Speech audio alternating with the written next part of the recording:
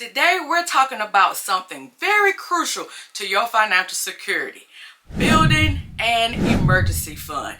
We got to do this today, guys, so let's dive in. Hi everyone, and welcome back to Starr Knows Credit. My name is Starr Carter, and on this channel we talk personal and business credit. If you're new here, please consider being a subscriber and liking this video. That way it get pushed out, and when you subscribe, cut on those notifications. That way you never miss out on any of this content. So what is an emergency fund? Well, an emergency fund is money that you set aside for those really crucial times that we just cannot predict. All right, so we got to make sure that we have us some money set aside for those times, because we never know when there's going to be a medical emergency, car repairs, or it could just be anything that we're just not expecting in our day-to-day life. Let's face it, guys, life is always happening, no matter what.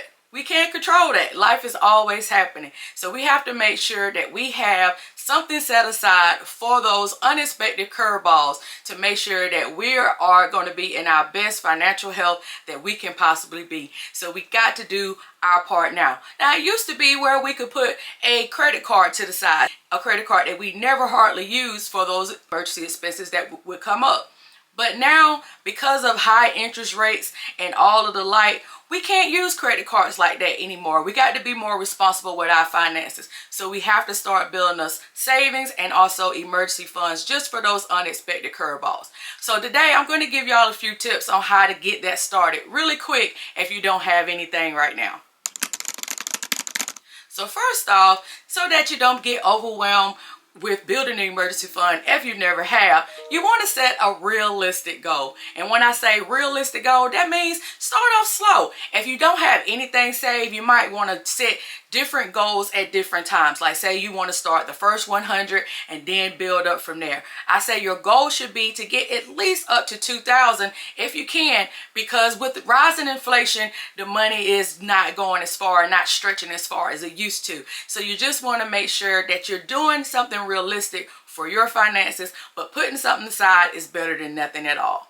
Once you got the first hurdle out the way and building the emergency fund, next you want to go ahead and start working on 2 to 6 months worth of expenses, just in case if there is ever a job loss, layoff, or anything like that, some type of a medical emergency that might put you out of work. You want to go ahead and start building up another fund outside the emergency fund just for those household expenses.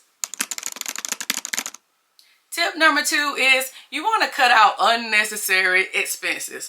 I know, we got all types of streaming services now. Like me, I love YouTube, of course, and I do pay for the YouTube Premium, but that's because I look at so much YouTube that I really don't care to look at all the ads.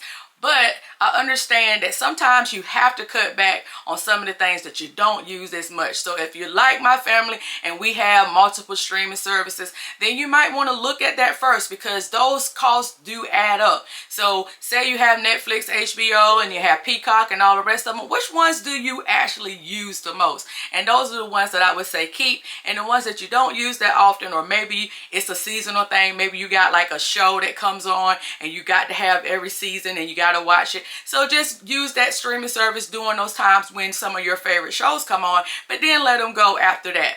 With the rise in gas prices, carpooling is another great option to help save on gas. If you or somebody else have the same commute to work, y'all should talk about maybe buttering up and carpooling y'all way. And also with your kids, if you got children and y'all kids all go to the same school, maybe one week you could drive and then maybe next week somebody else can drive, as far as the parents are concerned. So that's another way that you can cut back on expenses as well. Another way to cut expenses is to meal prep. A lot of times when we don't know what we're going to eat, that's how we end up spending too much money eating out. So if you meal prep your meals for a week, especially if you work outside of your home and you have to bring your lunch, I would think about just setting aside on the weekend whenever you're off and just plan out your meals for the week. And that way you will save some money not going out to eat as much.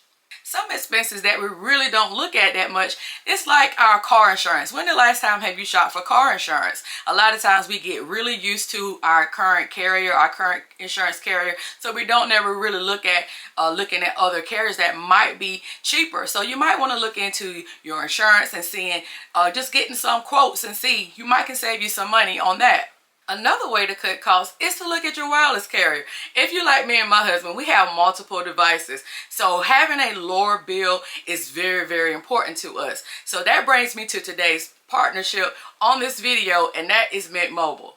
Mint Mobile offers wireless as low as $15 a month, and you do not have to sacrifice speed or data in order to switch to this carrier. They are built on the nation's largest 5G network, and they also do not have any stores, so everything that you get is online. And because they don't have any stores, they cut out all of that red tape and all that middle people, so they're not having to worry about paying salespeople or anything like that, and they're able to pass all that savings on to you. So why would you pay more just to be on the same network? All Mint Mobile plans include unlimited nationwide text and talk, and free mobile hotspot. Mint Mobile also offers a modern family plan that allows you to set up at least 2 lines. It only takes 15 minutes, guys, really. It only takes 15 minutes to save money. It's really that simple. And now through October, as a limited special offer, you can get the unlimited plan that is normally $30 for this $15 a month. That's right, you can get this unlimited plan for as little as $15 a month. Use my link, trymintmobile.com/StarrNosCredit, or you can scan the QR code, or the link will also be in the description box below. And that's all you have to do to get started. Doing this will really help out my channel, and I really do appreciate it. If you did try Mint Mobile or thinking about it, leave me a comment and let's talk about it. So by cutting just these few little expenses, that's a way that you can get your emergency fund started really fast. Tip number 3, sell unwanted items. If you're like me, sometimes I may turn into a hoarder. So, and I'm not ashamed to admit it.